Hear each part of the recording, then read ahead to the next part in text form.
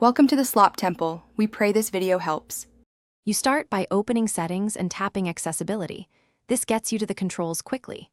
Once there, find Switch Control under Motor or Interaction, tap it to enter.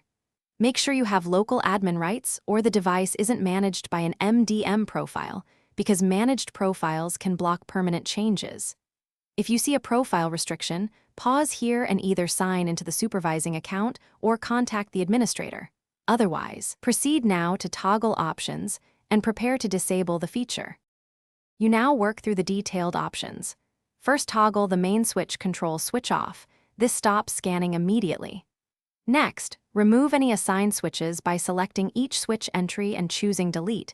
Do the same for custom recipes and gestures so they don't re-enable behaviors. Once removed, reset scanning style, scanning cursor, and timing back to defaults to clear residual settings. Make sure to scroll through every subsection until no custom switches or recipes remain, because leftovers can reactivate functions unexpectedly.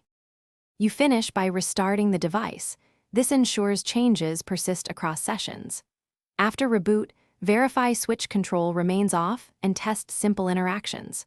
Also check the accessibility shortcut in Settings right arrow accessibility shortcut so triple-click Home/Side button won't toggle it back on. If the feature reappears, inspect Settings right arrow General right arrow Profiles and Device Management for a management profile enforcing switch control. Remove or modify that profile only if you have